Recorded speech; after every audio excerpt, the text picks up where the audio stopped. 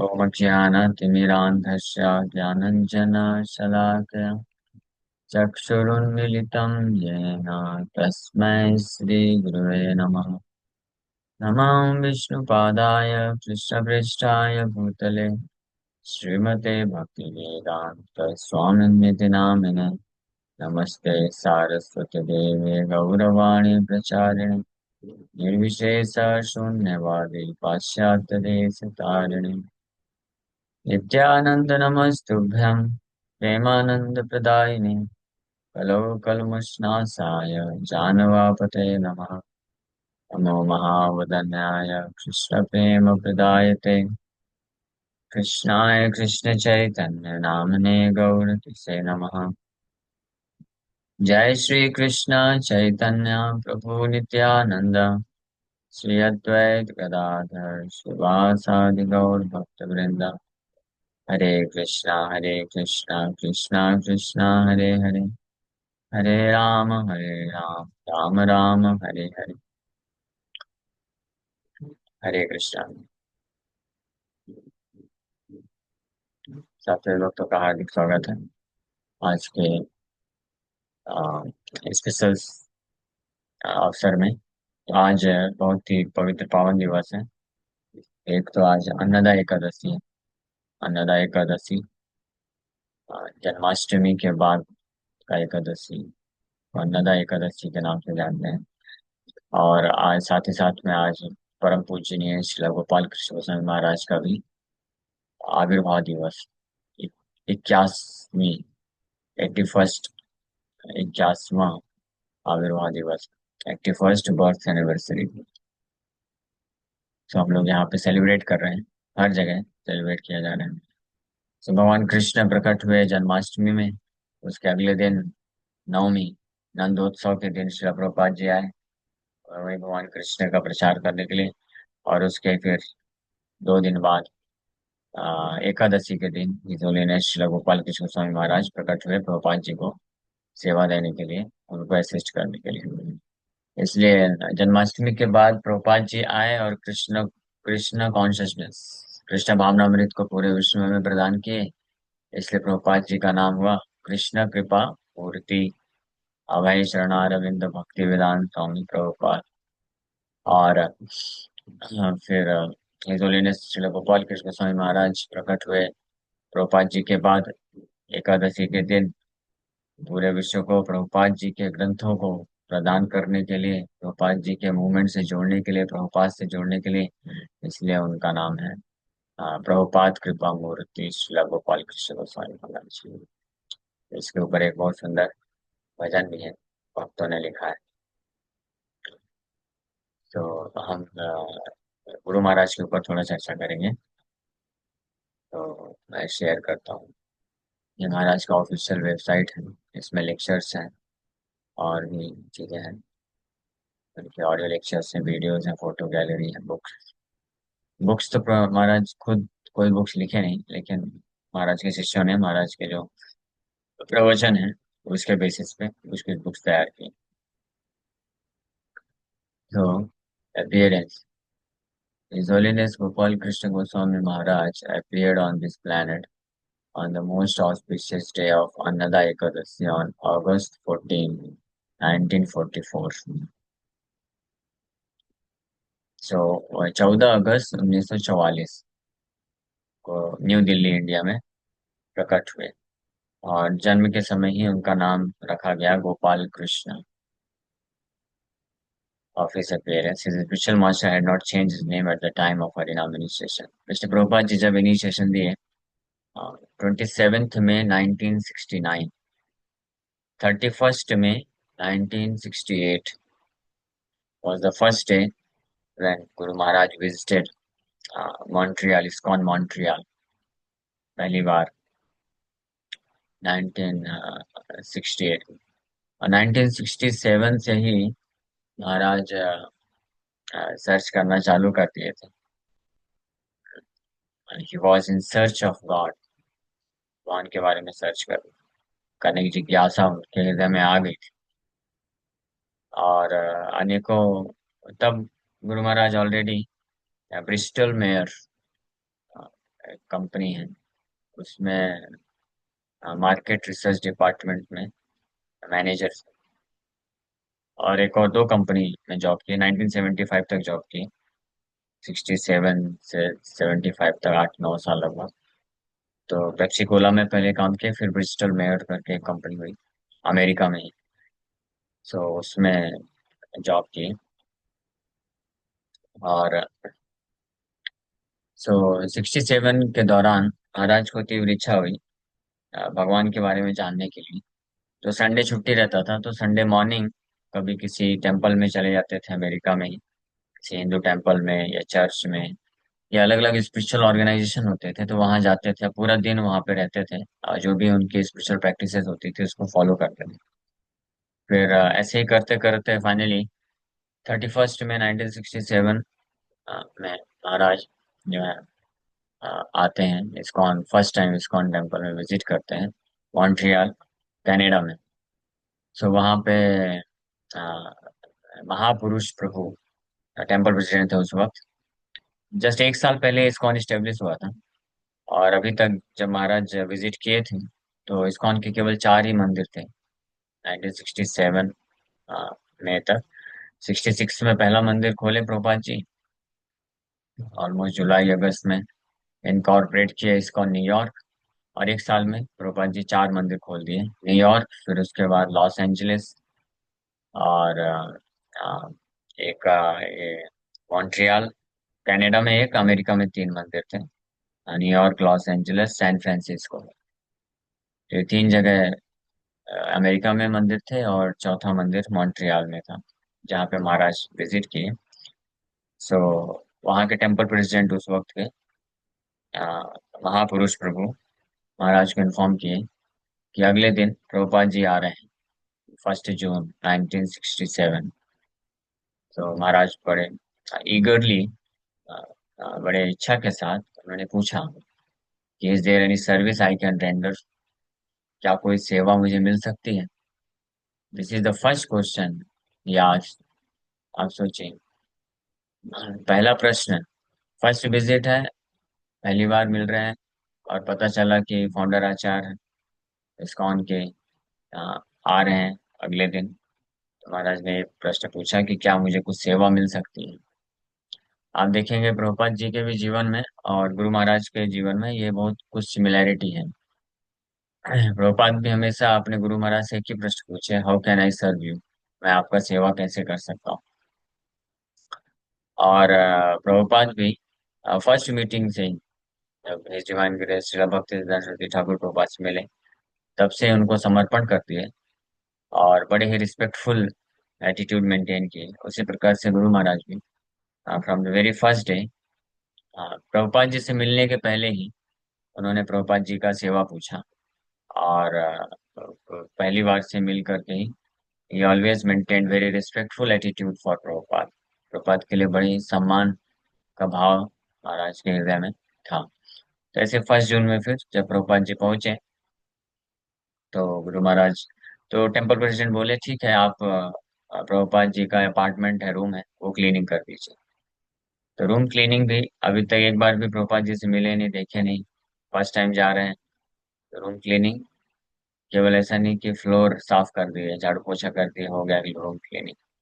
Generally अगर किसी को बोलेगा कि ये रूम क्लीन कर दो, तो रूम क्लीनिंग का मतलब ये समझा जाएगा कि झाड़ू और पोछा लगा देना है नीचे बस। लेकिन महाराज कई घंटे दे करके नीचे झाड़ू पोछा भी लगाए, और एक एक जो दरवाजे हैं, खिड़की हैं, और सेल्फ, अलमारी की जो सेल्फ है, वो सबको भी साफ किए। गोपाल जी का डेस्क है वो साफ किए, हर चीज साफ करके झाड़ू पोछा सब कुछ लगा के तैयार किए। इतना इतना अच्छे तरीके से क्लीन किए, अपने हृदय के जैसा पूरा शुद्ध कर दिए, पवित्र क्लीन कर दिए।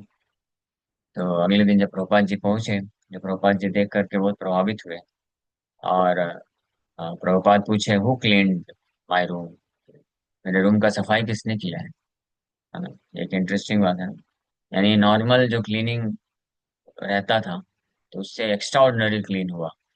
तभी तो प्रभुपाद पूछे ना कि किसने साफ किया, नहीं तो नॉर्मल जैसा रहता था, नॉर्मल भी क्लीन ही रहता था, बहुत लोग करते थे, लेकिन प्रभुपाद ऐसा कोई पूछता नहीं है जनरली कि किसने क्लीन किया।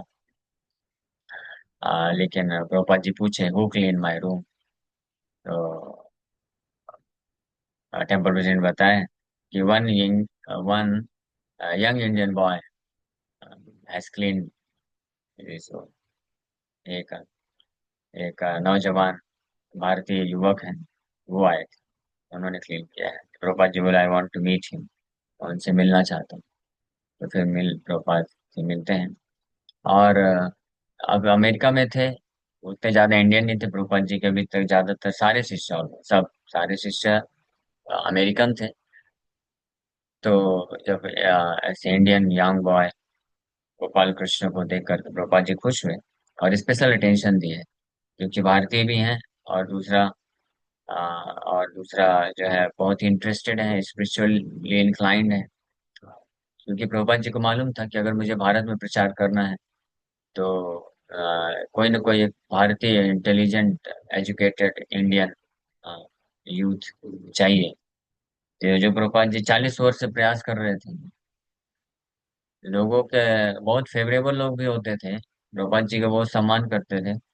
और उनके तीन चार चार पुत्र होते थे। प्रभुपाद जी बोलते थे आपके पास चार लड़के हैं, आप मेरे को एक लड़का दे दो अपना, उसको मैं अच्छा ब्राह्मण और वैष्णव बना के पूरे जो है विश्व में मैं प्रचार कराऊंगा। हाँ, कृष्ण भक्ति का। कोई नहीं देता। बोलते थे स्वामी जी अभी तो हमारा ये बिजनेस है, ये धंधा है, हमने एक और ब्रांच खोल लिया है, तो तीन लड़के वहां पे लगे हैं, एक और लड़के को उधर लगाना है। तो ये सब करके बहानेबाजी करके छोड़ देते थे।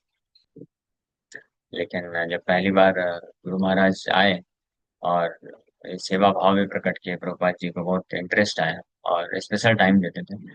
और इंटरेस्टिंगली ये भगवान की कृपा से इसको बोलते हैं। इसलिए अगर किसी के हृदय में सिंसियर डिजायर है अ, आध्यात्मिक प्रगति करने के लिए, भगवान को जानने का, because Guru Maharaj in his heart there was a sincere desire to know God.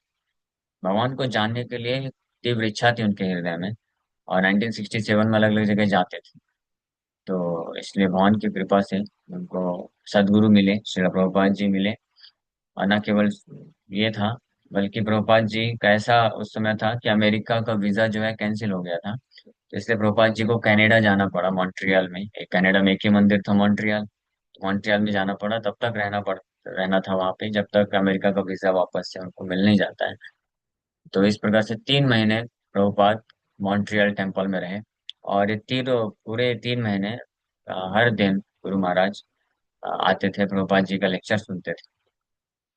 बाकी भी कुछ इंडियन लोग कनेक्टेड थे वहां पे उस टाइम पे मॉन्ट्रियल में, जो प्रभुपाद जी से मिलने आते थे। लेकिन बाकी सब कैसे थे, वो लोग बस कि ऐसा मान के आते थे कि इंडियन स्वामी हैं, और प्रभुपाद जी के चरण स्पर्श करते थे, प्रणाम करते थे, आशीर्वाद लेकर के प्रसाद लेकर के चले जाते थे। लेक्चर चालू होता था तो कुछ मिनट बैठते थे फिर चले जाते थे। लेकिन ये जो यंग इंडियन बॉय हुए गोपाल कृष्ण नाम के, तो ये बाकी जो भारतीय लोग आते थे प्रभुपाद जी से मिलने के लिए उनसे पूरी तरीके से डिफरेंट थे, अलग थे। क्यों? क्योंकि ये बस सो कॉल्ड आशीर्वाद ब्लेसिंग लेने के लिए नहीं आते थे, ये एक्चुअली में कुछ सेवा करने के लिए आते थे। अब प्रभुपाद जी जब लेक्चर देते थे तो महाराज बड़े ध्यान से पूरा लेक्चर सुनते थे और लेक्चर के अंत तक बैठे रहते थे। और जब प्रभुपाद जी टेम्पल छोड़ के जाते थे उसके बाद ही जाते थे। ये हम प्रभुपाद जी के भी जीवन में देखते हैं कि जब श्रील भक्तिदास सरस्वती ठाकुर प्रभुपाद प्रवचन देते थे तो प्रभुपाद भी पूरे लेक्चर में अंत तक बैठते थे और बड़े ध्यान से सुनते थे।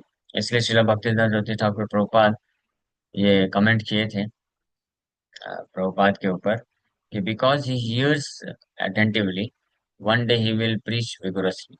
क्योंकि ये बड़े ध्यान से सुनता है मुझे, इसलिए एक दिन ये बहुत जो है अच्छे तरीके से प्रचार कर पाएगा।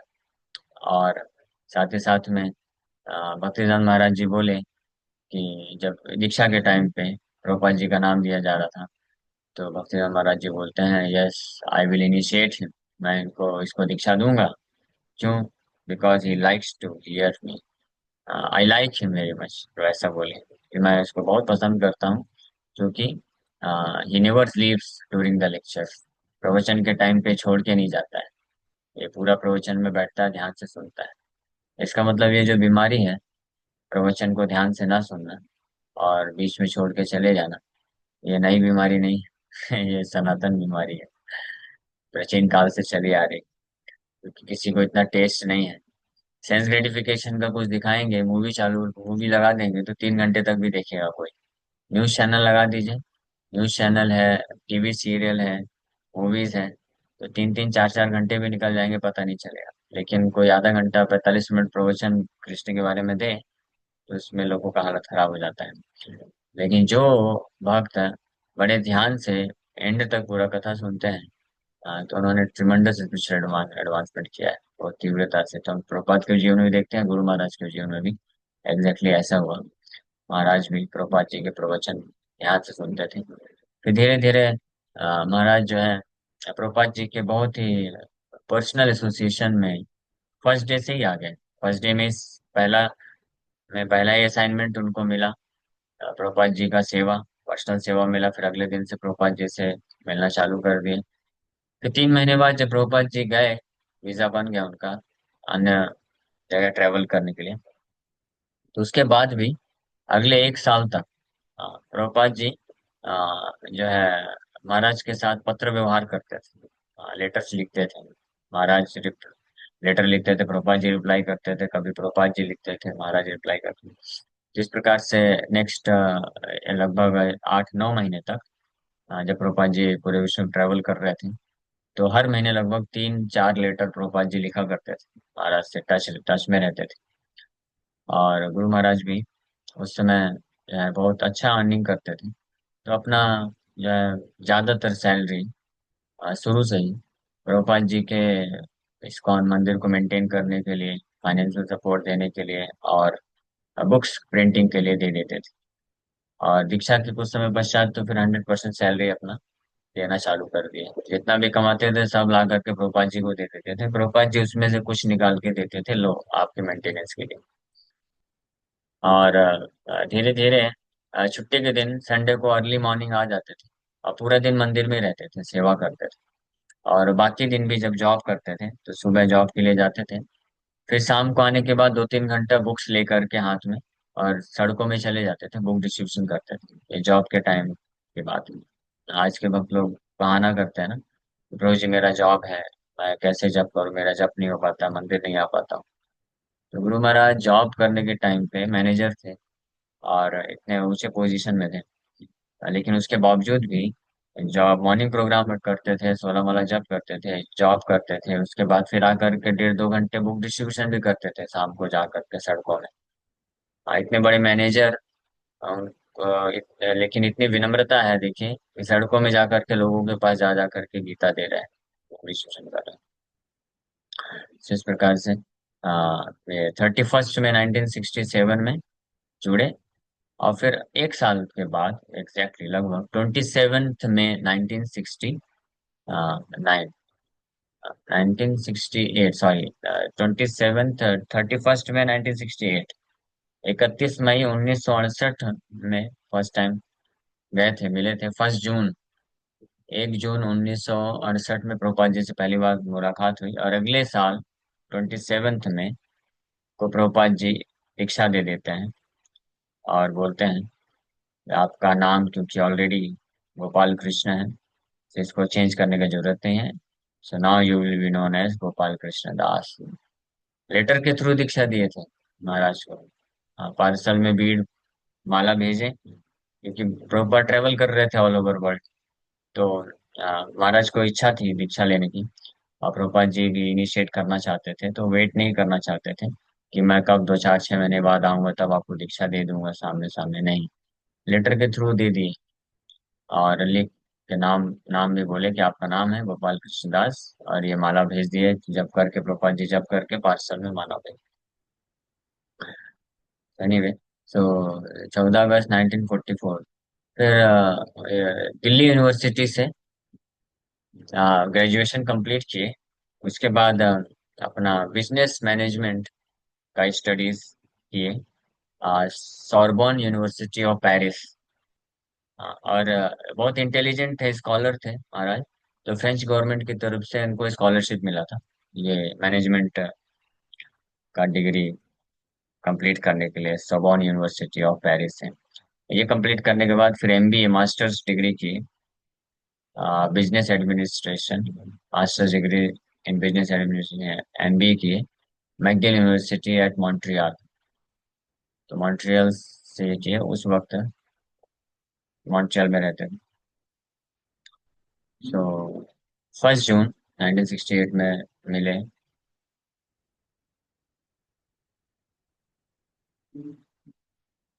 So after the Kirtan, Maharaj inquired if he could render some service. He was Prabhupada Maharaj बोलते हैं, I was fortunate to receive this as my first assignment in devotional service.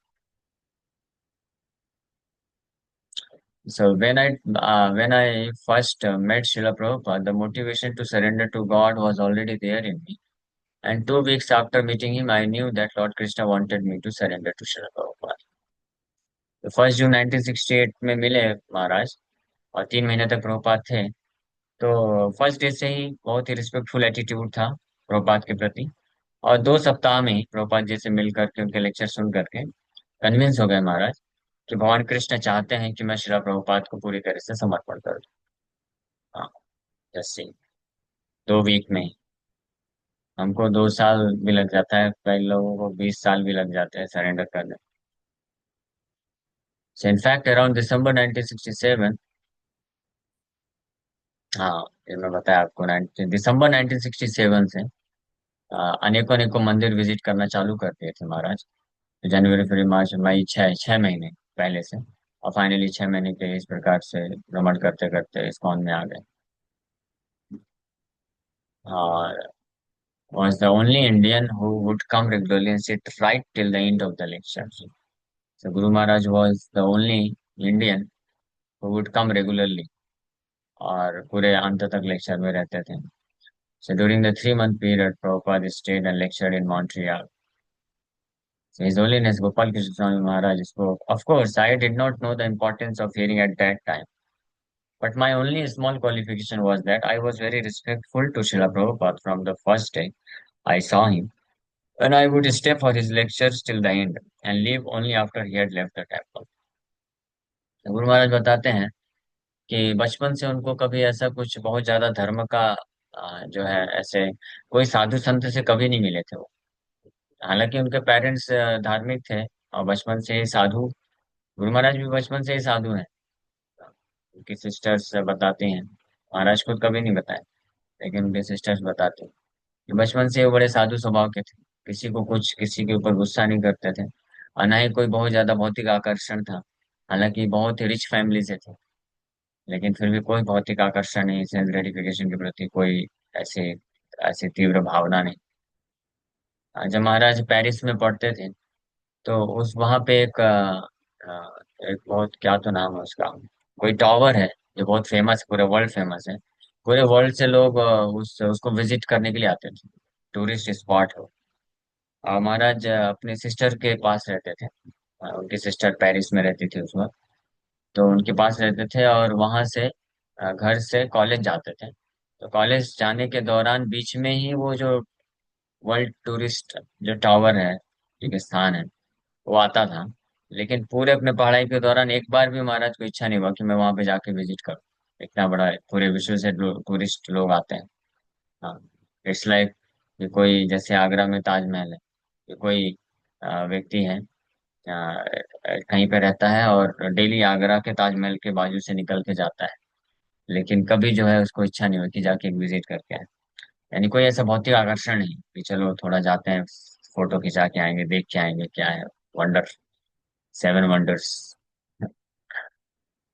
In this way he was detached from his childhood, बचपन से विरक्त थे। और जो बता रहे हैं, क्योंकि जब शुरू में लेक्चर सुनते थे तो इतना इम्पोर्टेंस नहीं समझ में आता। द्रुपद जी संस्कृत के श्लोक कोट करते थे और लेक्चर देते थे फिलोसफी के लिए। तो फिर भी लेकिन द्रुपद जी के प्रति बहुत ही आदर सम्मान होने के कारण जो है हमेशा ध्यान से सुनते रहते थे लेक्चर के एंड तक। ये प्रभुपाद जी भी, इस प्रभुपाद के साथ भी ऐसा हुआ था। प्रभुपाद जी बोलते हैं कि जब मैं शुरू अर्ली डेज में अपने गुरु महाराज श्रील भक्तिवेदांत सरस्वती ठाकुर प्रभुपाद को सुनता था, तो वो बहुत ही हाई फिलोसफिकल लैंग्वेज में बोलते थे और मेरे को समझ में नहीं आता था, सब ऊपर से चला जाता था। लेकिन प्रभात बोलते हैं, but I like to hear him. मुझे उनको सुनना पसंद होता था। तो भले मुझे समझ में नहीं आता था, लेकिन मैं बड़े ध्यान से सुनता रहता था, और फिर धीरे धीरे समझ में आने लग गया। Sir, around that time he was working for Pepsi Cola, doing market research. Srila Prabhupada started taking a great personal interest in him and would talk to him almost every day. Since then, both of them started a regular correspondence with Srila Prabhupada, writing as many as 3 long letters every month. ये letters हैं, आप letters अगर पढ़ेंगे तो आपको समझ में आएगा कितना प्रभुपाद जी पर्सनल, शुरू से ही पर्सनल गाइडेंस देना चालू कर दी। Thus, a very intimate Guru-Shishya relationship had already begun to establish. May 27, 1969 में प्रभुपाद लिखते हैं, as your name is already Gopal Krishna, there is no need for changing it, you will now be known as Gopal Krishna Das. इस प्रकार से initiate कर दिए। उस वक्त महाराज का उम्र केवल 25 वर्ष था। 25 वर्ष भी कंप्लीट नहीं हुए थे, 24 वर्ष। और मई है तो जून जुलाई अगस्त से, अगस्त में, अच्छा 3 महीने बाद 1969, 25 ईयर्स के होने वाले थे। 1944 में प्रकट हुए, लगभग 25 साल के, हाँ, थे महाराज। उस वक्त उनका पहला दीक्षा हुआ, 1 साल के अंदर। Later on, she moved into the temple and engaged himself fully in the service of Srila Prabhupada. तो 1 साल के बाद जब दीक्षा हो गया, तो महाराज फिर अपने आप को पूरी तरह से मंदिर में ही शिफ्ट हो गए, और पूर्ण रूप से प्रभुपाद जी की सेवा में लग गए। और पूरी तरह शिफ्ट है मीन्स जॉब भी छोड़ना चाहते थे, लेकिन श्रीला प्रभुपाद मना किए, बोले आप जॉब करो, दैट इज ऑल्सो सर्विस। पूरी तरह से मंदिर में शिफ्ट होने के बाद फिर पूरा सैलरी लाके प्रभुपाद जी को दे देते थे। और उस वक्त बहुत बहुत अर्न करते थे। 1967 की बात है, 67, 69 की बात है। उस वक्त महाराज का 6-7 लाख पर एनम इनकम होता था। यानी आज के समय में देखे 55-60 हजार रुपए महीने का इनकम। ये कब की बात है? 1969 की बात है। यानी आज के हिसाब से तो 1 लाख, 50, 60, 70 लाख या 1 करोड़ तक का पैकेज होगा। तो उससे बहुत अच्छे से प्रभुपाद जी का सेवा हो जाता था। उस वक्त इतना कोई फाइनेंशियल सपोर्ट नहीं था। प्रभुपाद जी कई बुक्स को प्रिंटिंग करने के लिए हेल्प मिला, और टेम्पल मेंटेनेंस के लिए हेल्प मिला। And for many years he acted as Srila Prabhupada personal secretary. कई साल के लिए प्रभुपाद जी के पर्सनल सेक्रेटरी के रूप में भी महाराज सेवा दी। 1975 तक महाराज जॉब किए। फिर फाइनली प्रभुपाद जी गुरु महाराज को बुला लिए कि आप भारत आ जाओ, भारत में जरूरत थी। तो फिर जॉब छोड़ देते हैं प्रभुपाद जी के कहने पे, और फिर आ जाते हैं। और महाराज को पूरे इंडिया का 1975 में जीवीसी बनाते हैं Prabhupada, entire India from 1975 to 1976. Srila Prabhupada specifically instructed him to print and expand book distribution in India. So also Srila Prabhupada interested his Holiness Gopal Krishna Goswami Maharaj to oversee various important projects such as Vrindavan, Hyderabad, Mayapur and Mumbai, organizing his dedicated service in mood of sincere surrender. Prabhupada GBC भी बनाया पूरे भारत का, और ये south east Asia का भी GBC बनाया था उस वक्त, उसी दौरान। और साथ ही साथ में फिर 1976 में Prabhupada USSR, USSR, Soviet union, उधर भी भेजे। तो 2 साल में प्रभुपाद जी, और साथ ही साथ में प्रभुपाद जी की जितनी इंग्लिश बुक्स थी, प्रभुपाद जी चाहते थे कि इसको सभी भारतीय भाषाओं में प्रकाशित किया जाए, और बिगिनिंग विथ हिंदी, सबसे पहले हिंदी से स्टार्ट करके। तो महाराज को बहुत जो है पुश करते थे कि जल्द से जल्द हिंदी, अच्छा हिंदी ट्रांसलेटर ढूंढ के और पब्लिकेशन चालू करें। तो एक तरफ से ये भी बहुत इंपॉर्टेंट सेवा थी, प्रभुपाद जी के बुक्स को हिंदी में ट्रांसलेट करा के पब्लिश कराना। दूसरा, उस वक्त जुहू का बहुत फाइटिंग चल रहा था, जुहू मंदिर को कंस्ट्रक्ट करने के लिए। तो जुहू टेम्पल कंस्ट्रक्शन चल रहा है, वृंदावन का प्रोजेक्ट है, और मायापुर का चल रहा था, हैदराबाद का चल रहा था, दिल्ली का भी स्टार्ट कर दी प्रभुपाद जी। और साथ ही साथ फिर यूएसएसआर, रशिया भी भेज दिए वहां पे बुक्स के लिए। तो रशिया भी इस 2 साल में कई बार महाराज प्रभुपाद जी के कहने पे विजिट किए। और फाइनली 1977 में एक इंटरनेशनल बुक फेयर हुआ रशिया में, जिसमें महाराज इतने अच्छे तरीके से प्रेजेंटेशन किए प्रभुपाद जी के बुक्स को, कि रशियन गवर्नमेंट, जो कि कम्युनिस्ट गवर्नमेंट है, जो कभी अलाउ नहीं करती है, उन्होंने सर्टिफिकेट दिया, डिप्लोमा सर्टिफिकेट दिया प्रभुपाद जी की बुक्स को अप्रिशिएट करते हुए। और प्रभुपाद जी को जब पता चला, आ, वापस जब इंडिया, महाराज उस डिप्लोमा सर्टिफिकेट लेके आए प्रभुपाद जी के बुक्स के लिए रशियन गवर्नमेंट के द्वारा, तो प्रभुपाद बहुत खुश हुए, इतने खुश हुए कि प्रभुपाद जी के पास जो भी गेस्ट आता था उसको सर्टिफिकेट दिखा दिखा करके बोलते थे कि जैसे our books are being appreciated in Russia also, Russian government also is appreciating our books. तो इस प्रकार से।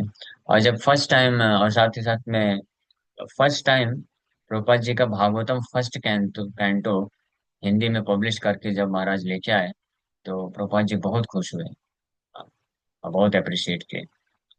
So during my first 2 years, he would press me again and again to print more and more books. Srila Prabhupada was anxious that book printing in India should expand. That Srila Prabhupada was specifically pleased when he presented him copies of the first canto of Srimad Bhagavatam in Hindi.